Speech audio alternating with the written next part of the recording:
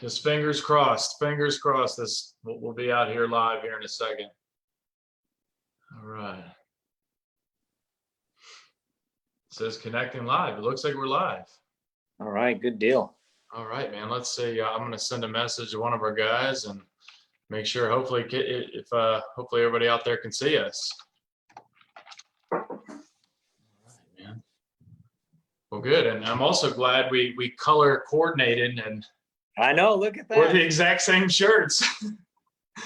I was like, man, what shirt should I put on? Did you get any of your new ones from Jose? No. Yeah, he said he's got them in a box, I guess, at his house. Okay. All right. All right. Well, cool. So we're live, Matt. And anybody out there that's tuning in here on Facebook, I know we had a lot of popularity. This is want to introduce you guys to my good friend, Matt Lucero. He's the head athletic trainer for the Texas Rangers. And what you guys can do is be sure to go out and click invite friends. You can invite friends to this live interview that we have with Matt, but this is a very, very unique opportunity, especially this time of year, to have any sort of time with you, Matt. So thanks for taking the time to do this, man. We appreciate it. Oh, you're welcome. It's going to be a lot of fun, and thank you for the invitation. Absolutely. Absolutely. So let's first kind of talk about what your roles and responsibilities as the head athletic trainer for the Texas Rangers, a Major League Baseball club. What do you do each day? Well, really, the cornerstone for all athletic trainers in general at any level, high school, collegiate, professional, is prevention and education. Those are kind of the cornerstones that kind of make us tick. Basically, we try to identify any potential injuries before they surface.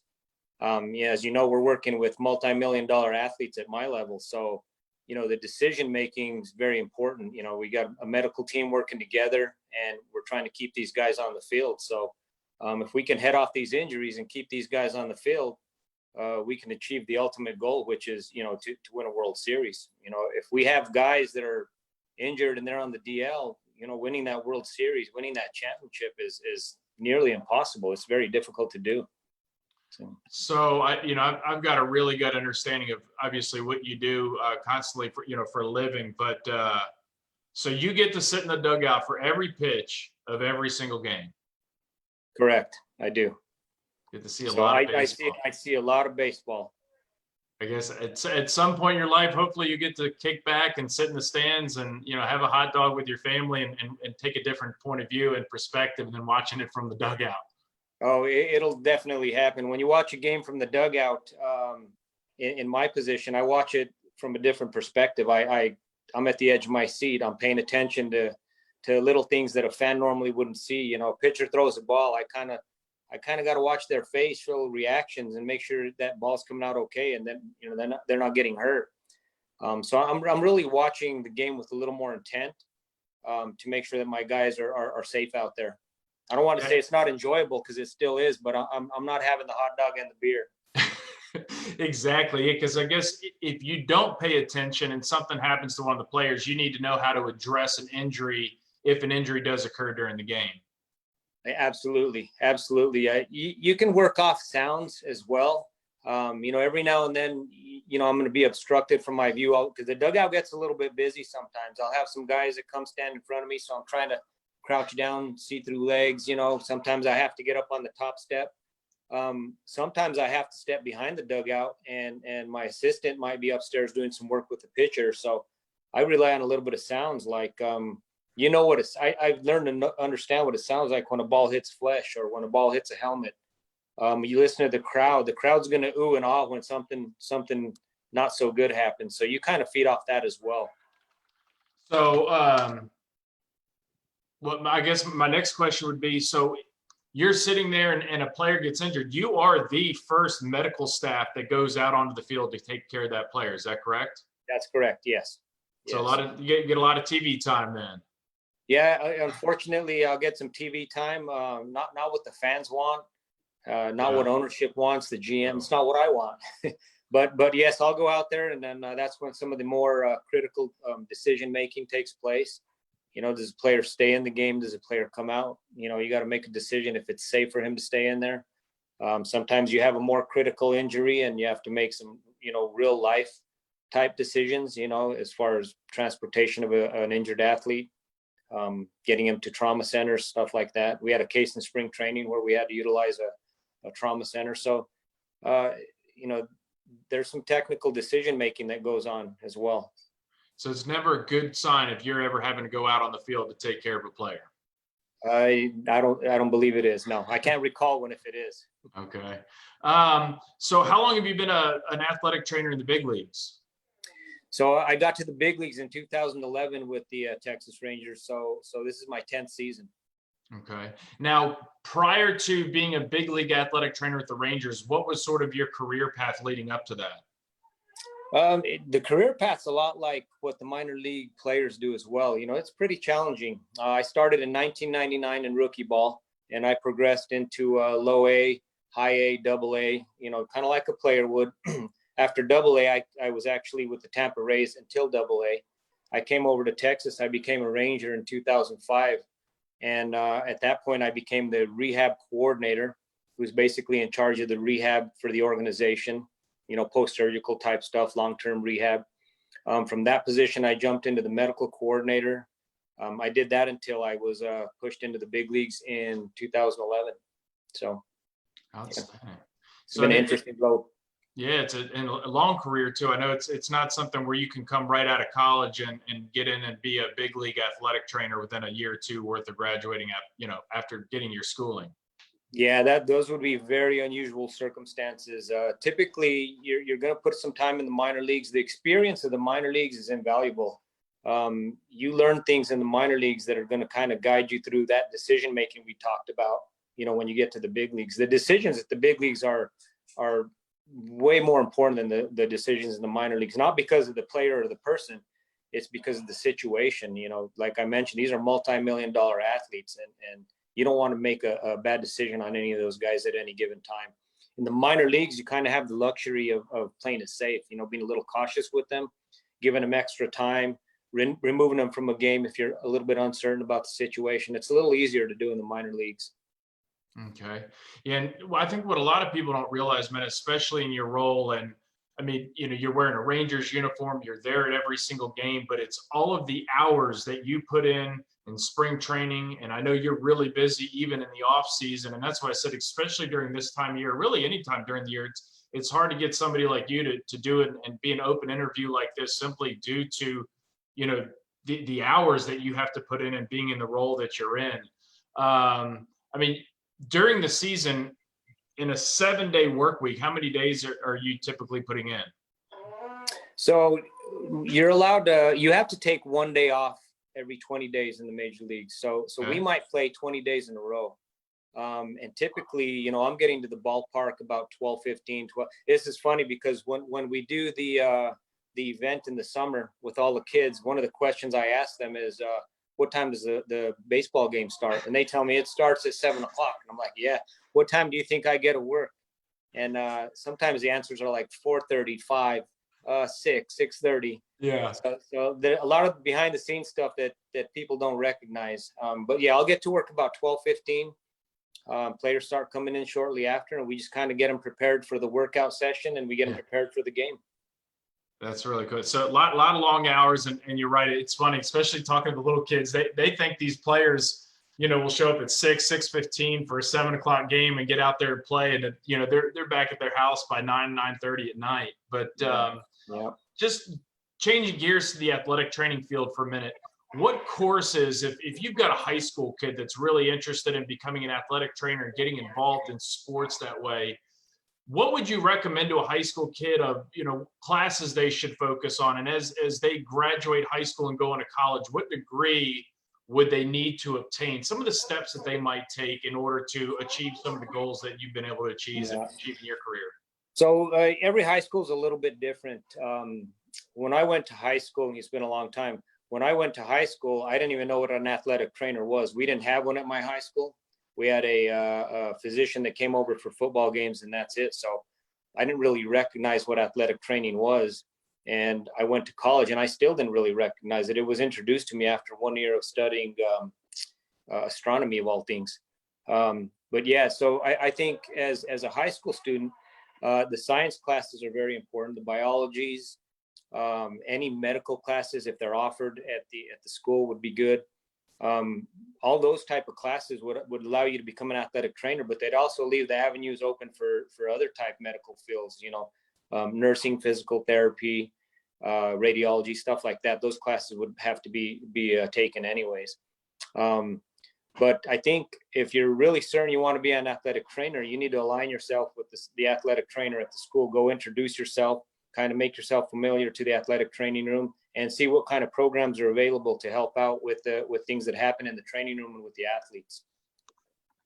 So one of the things too is as we talk about athletic training and sports, outside of sports, there are a bunch of positions that are open for athletic trainers. In fact, of course, I'm going to draw a blank on his name right now, but he's the Padres head athletic trainer. He came out from being a Navy SEAL, right? Like being an athletic trainer with the Navy SEALs. Yes. Mark Rogo was Mark actually Rogo. an athletic trainer in the minor leagues, and then he switched on over to the Navy SEALs and came back into baseball and was the head athletic trainer over with the Padres. Correct. Correct. And there's a lot of opportunities. I hear of athletic trainers. They're all near sports. Some of them are in Vegas with some of the shows there. Some of them in the rodeo. So there's a lot more opportunity than just high school, collegiate, professional sports. Yeah, and I've met a couple of high school athletic trainers and collegiate athletic trainers that have either come from corporate positions where, I know American Airlines and Boeing and those types of huge companies will have athletic trainers on staff, especially for those mechanics, those that are on their feet, those that are doing a lot of things so they can address any issues early on or help with some physical therapy if, somebody's injured at work or whatnot. Yeah, absolutely.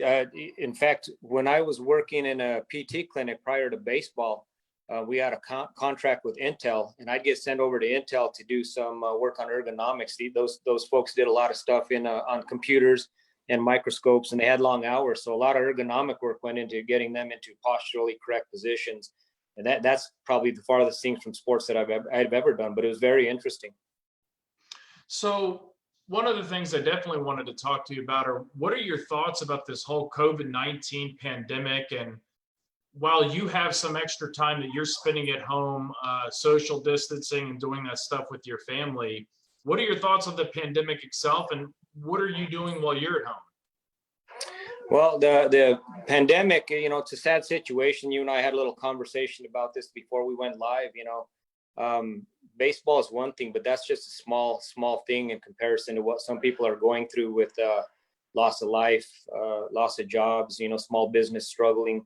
I've had some friends that are struggling through this, and it's very unfortunate. So this thing's real, and it's real serious as well. So it might as well take this moment to talk to people a little bit about, doing the right thing and quarantining.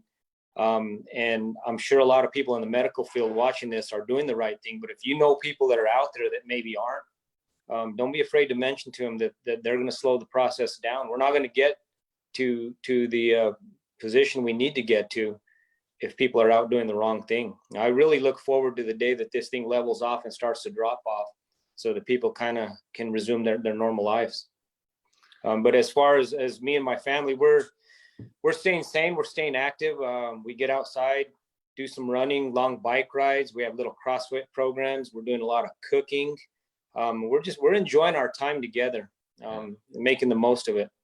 I'm sure kids they are doing love their having you schoolwork. around, Yeah. especially with the Yeah. travel that you typically have in a regular baseball season where you're gone, 83 games, 82 games in a regular Yes. season throughout the year. Even though you live close to the stadium, I know your family probably appreciates you being home and enjoy keeping up with you guys on Facebook, and kind of jealous with some of the workout equipment you have in the garage with the bands and everything.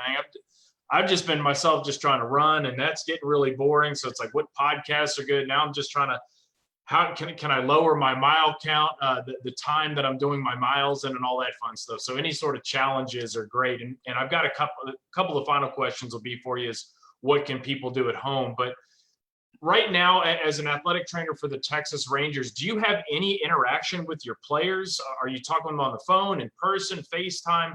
What are some of the things you can and can't do with the current players right now? Yeah, so we're touching base with them regularly to make sure that they're staying healthy, for one. We're questioning them about the coronavirus first and foremost, making sure that they have no symptoms or they're not around anybody that has symptoms, or maybe not even having contact, direct or indirect, with somebody, whether they know or not, just kind of asking questions in that regard. But we have to get a little creative with these guys as well. A lot of these guys don't have access to facilities right now. They don't have access to ballparks. I mentioned to you, we have one kid in New York who can't even leave his apartment right now. So we have to find ways to get this guy some kind of throwing. So I mentioned to you, there's a sock that we're ordering online. It's kind of a modified burlap where it kind of tightens up on the wrist and you could have put a ball in it. So we sent one up to this kid and he's throwing, without the ball actually leaving the glove. So he's not breaking his windows or denting the walls. I don't know if you saw on social media, Joey Gallo has a nice hitting net inside his apartment and he's hitting off the tee.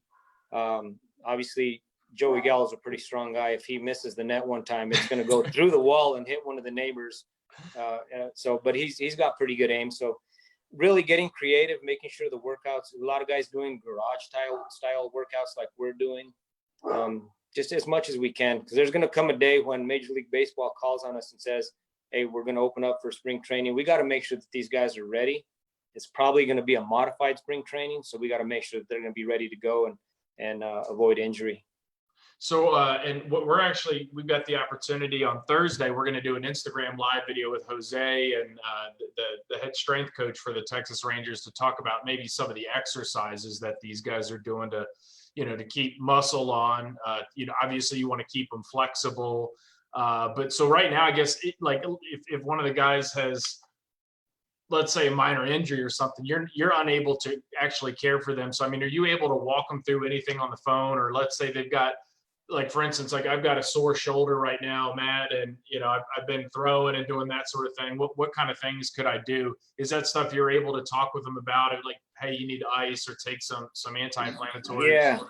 Fortunately, one thing we do have on our side right now is a little bit of extra time. So we can utilize this time for, a little bit of recovery and repair if that situation happened. But these players today, they're so smart. They're very intelligent. They take their career so seriously. A lot of them know correctives already. So if I gave them a cue on a corrective, they'd probably pick up on it pretty quick. A lot of the big league guys, they've spent some money on recovery type tools, the Theraguns and the Sam Sport or the Mark Pros. They utilize these recovery type tools that help them. So the game's very advanced now. So I could give them ideas on what to do. They have their own ideas. And I think together we can get them to feel pretty good about what's going on as far as the injury and aches. Okay. Once MLB gives the green light, I mean, what does season, I mean, and I know you obviously don't know the answer to that, but in your mind, what does season look like? I mean, do you guys have to go back to spring training? Can you go immediately into playing game number one? How does that all work? Because, from your perspective, these guys have been sitting at home, as you say, some of them have been active, some of them haven't been active. To put them into a live game after sitting for 2 or 3 weeks, that could obviously, be a higher risk for injury. So how does that work? Do they have to go back to spring training? What do you guys do? Yes, we would have to have a modified spring training. Some people are calling it spring training 2.0. Okay. It'd be very dangerous and risky to throw a player in a game at this point. So I've heard that the spring training could be 2 or 3 weeks. Ideally, we'd probably like 4. I'm not sure Major League Baseball has decided on that, but we're hearing that we're going to get some type of spring training in. Yeah, outstanding. Yeah, especially getting ready to go to a new stadium too. Yeah, we're anxious to get in that thing. And as far as the season goes, from what we're understanding is the season will start right whatever day we come back. That schedule is going to remain the same. It'd be too difficult to switch it up at this point.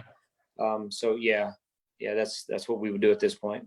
So what a lot of people are asking me, I mean, is it a modified season? I was like, obviously, I mean, you can't play the 162 games and losing almost a whole month or maybe even 2 months of a season. Yeah. It's impossible. Yeah. They can extend some games on the end, and I think that's open for discussion and push the playoffs back farther into the season.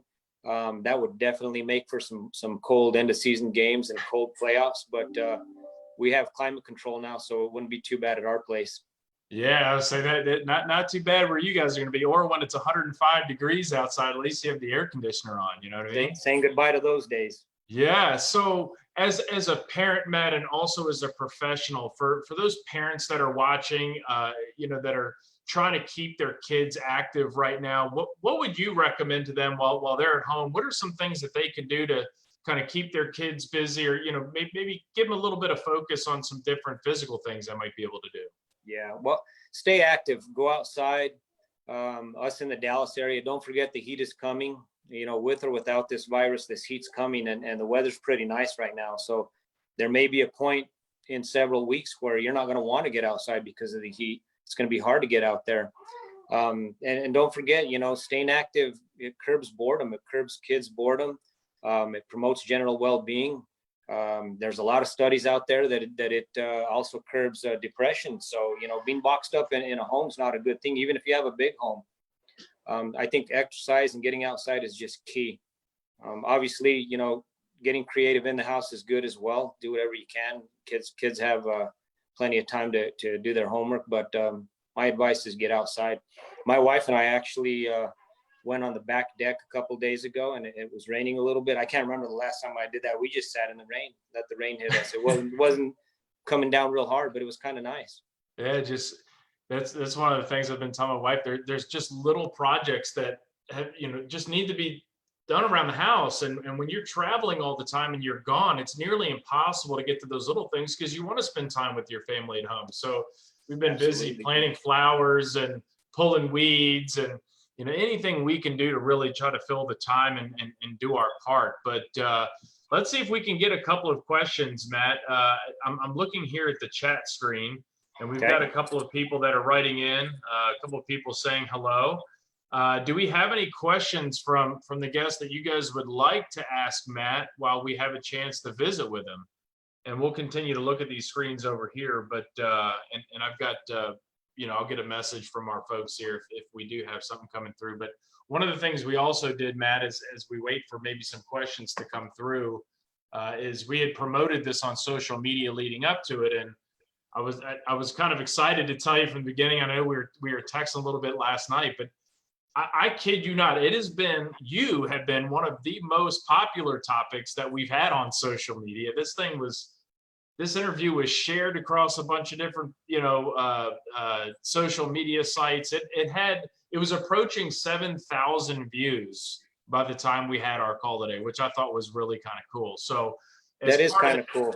Yeah, as part of that, we had asked people ahead of time, like, if you have any questions, why don't you submit them? So some of the questions, the first one was from Olivia, and it says, are you the only athletic trainer for the Texas Rangers?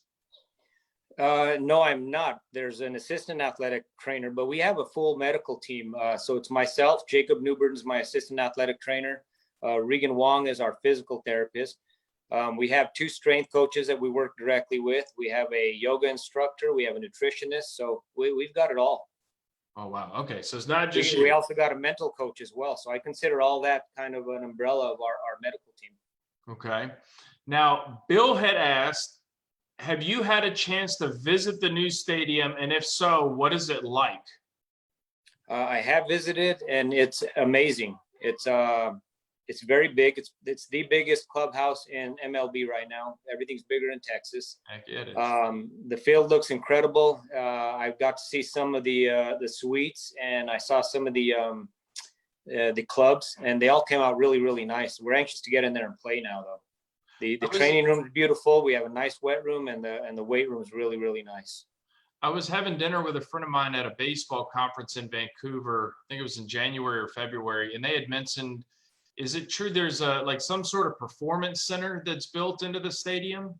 Yeah, we have a sports science lab. It's just an open area right now where we're going to probably have some mounds and some cages. But part of that sports science is we have a full recovery area. In that recovery area, we have an infrared bed. We have a cryo sauna. We have sleep pods. And we have several of the recovery lounge chairs where we can do some Normatec boots, some compression boots. So, yeah, we put a lot of effort into putting a recovery area in, which is huge in the game. That's great. That's really cool.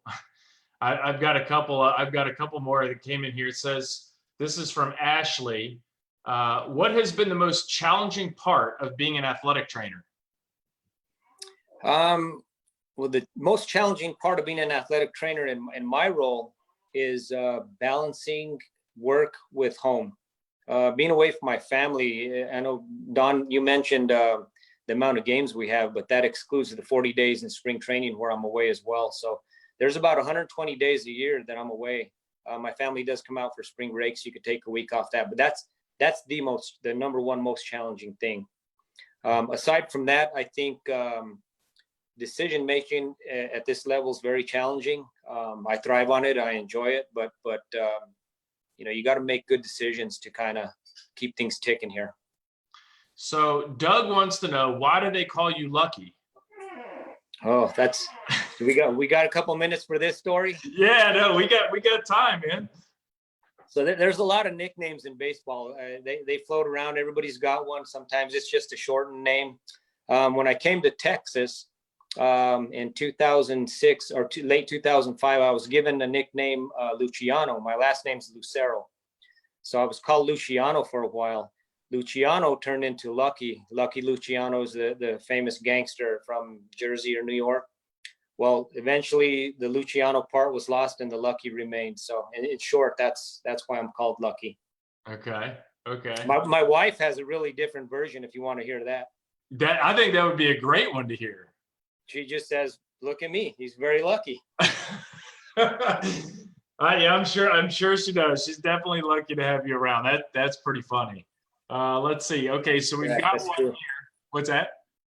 I'm lucky to have her. Yeah. Oh, absolutely. Especially the work you do and taking care of your family. Now, I had a chance to meet your family. They're great people. The next question we got is, let's see here. Have you been to all of the ballparks? If so, what is your favorite? The only ballpark I have not been to is Philadelphia's. Okay. So I have been to all the rest. My favorite is, right now my favorite's ours because it's, brand new, but I really enjoy going to Seattle. Okay. They got a really nice stadium, beautiful stadium. It's open air. So even when they close the roof in Seattle, you get kind of cooler air coming through. But I think part of that's, I also like the city. I like the food. I like the culture. So I kind of combine that as a package deal of where I like to go. Okay. But there's a lot of great cities and facilities out there. So Corey is asking, how has BFR training been going with the guys? What is the future of that? And what's BFR? BFR is blood flow restriction. Okay. And we utilize it now primarily with rehab guys.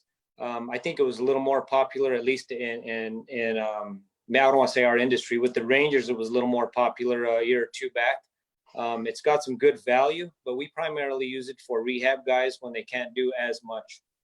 Okay. And the future of it is kind of unknown. There's so many different things guys can do out there now. So it's just another tool to keep in the toolbox. Okay. Let's see. So I've got one other one here. What is one of the most memorable games that you've ever been a part of, like been in the dugout to watch? Well, unfortunately, 2011 Game 6 World Series is I don't want to say it's a good memory, but it's memorable. That was the game where we kind of had the World Series won twice. The rings were sized up, the champagne was poured, and it just didn't happen. So I'll never forget that. Was that where I guess it was bottom of the ninth, and I think you guys were at home, and there was a hit to right field or in the right field gap? Yes. Okay, I remember. Yeah. That was it was in St. Louis. Okay, oh, it was in St. Louis. Okay, for some reason I thought it was at Jones Park. Yeah, that we were that close to bringing Texas the first World Series they've ever had. Oh, I bet that was hopefully that'll be in the very near future for you guys. Oh, it will.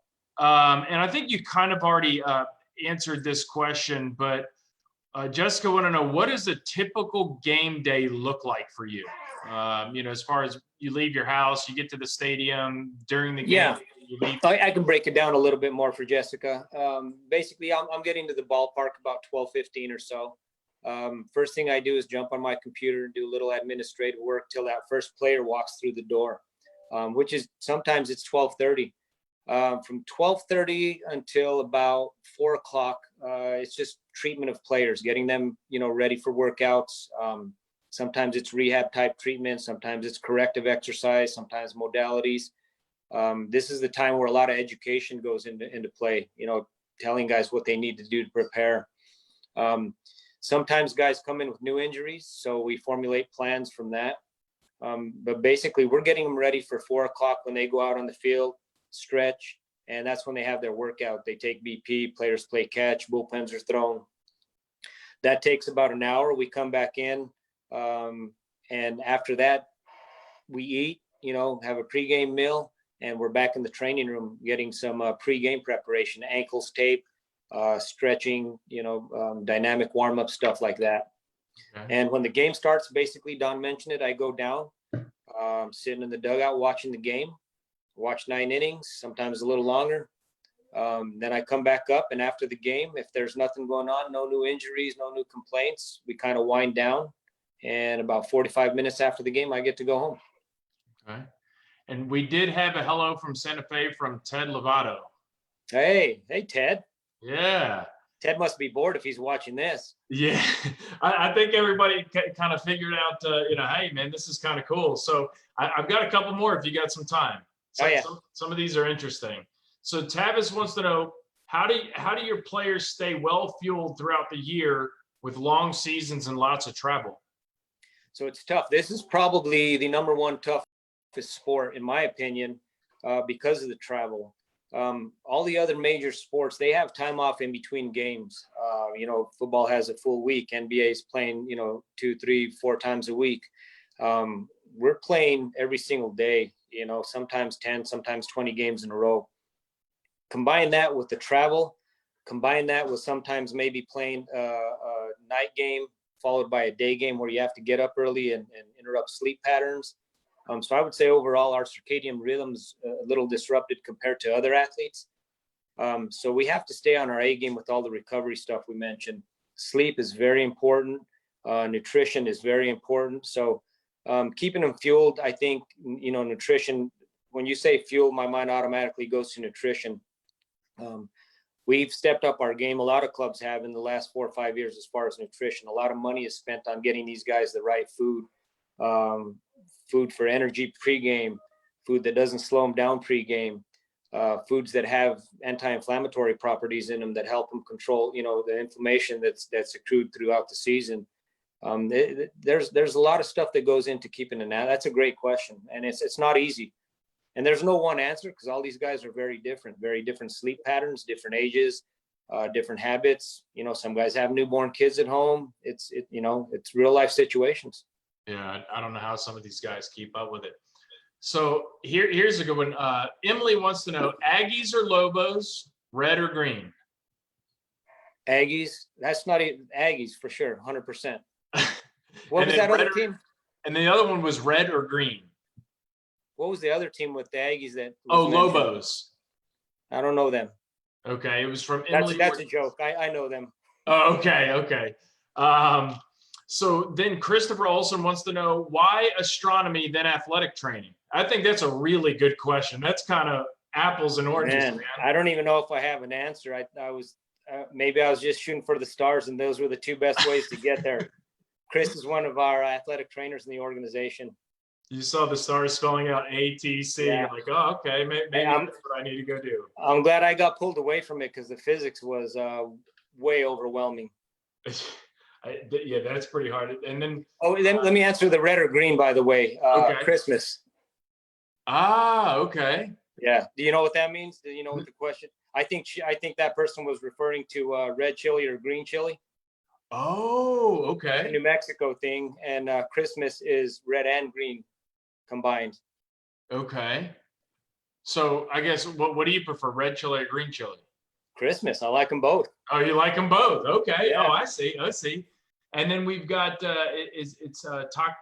Takua is watching from Greensboro, North Carolina, and he hopes that you and all the athletic trainers are staying safe. Hi, Taku. Taku is one of our interns this spring training, and we are staying safe. Thank you. I hope you're staying safe as well. Yeah, that's pretty cool. And then I'm just trying to see here. One of the ones we've already kind of covered was if one of your players currently needs treatment, how are you able to take care of them while during social distancing? Yeah, just talk them through it. walk them through it, talk it through them. You know, some places they can go do some rehab. Some places are open for rehab on small scale, one-on-one type basis. We're not recommending that. If it's something we can walk them through over the phone, we'll do that. Okay. Well, cool. Are there any other questions here? I'm kind of refreshing these comments and making sure that I didn't miss any. Emily Ortiz said, "Hi, Matt. Ashley is watching." So you got a little shout out there. Yeah. Hi, Emily. And then Karen is watching from West Houston. So I'm just trying to look here to see that, you know, we'll see. But that kind of fills in all of our questions.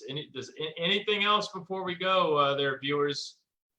Anybody have any other questions? Well, Matt, I mean, as we kind of wrap up here, man, thank you for taking the time to do this. I know we're right down the road. I wish I could see you, but you know, we're all kind of staying hunkered down in our homes, man. But hopefully shortly after opening day, we'll get down there for the play program, and you know, we'll get those rolling just as soon as we can. Yes, thank you, Don. I appreciate it. It was fun.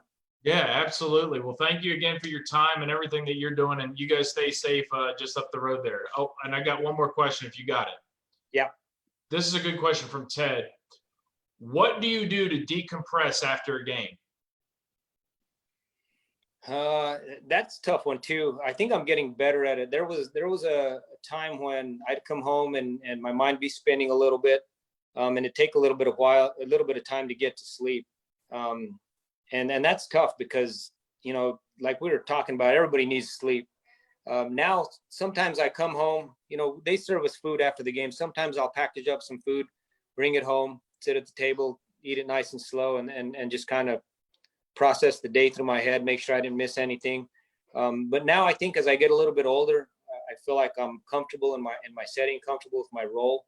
And I feel like I'm a little bit more ease with my mind, and I can fall asleep a little bit better. So it just takes a little bit more time than usual. Okay. And final question, what does all me mean to you? All me makes me a part of your team.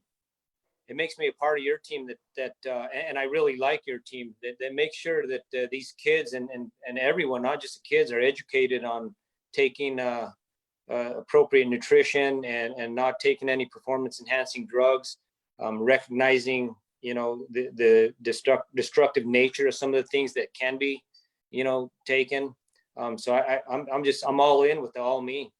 Yeah, we man, appreciate all your support and all the education. In fact, I think we got these made for an event that Elvis Andrews had for the kids, and I just remember one of the things I'll never forget will be the last story, and we'll wrap up. But I guess all of the areas in the stadium for Elvis to meet with the kids were taken, so he had talked to security, and this was probably, I would say, 30 minutes before first pitch, maybe 45 minutes. But he got approval from security to do sort of a Q&A with the kids in the dugout.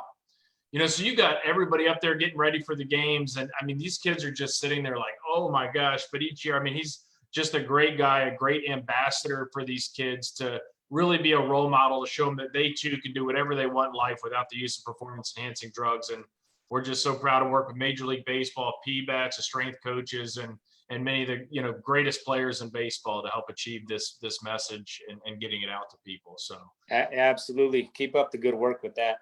Yeah, well, thank you everybody for joining us. One more thing, Don. I got to mention one thing. I'm getting a lot of texts from my in-laws, and they're all my favorite Ingrams. I just had to mention that.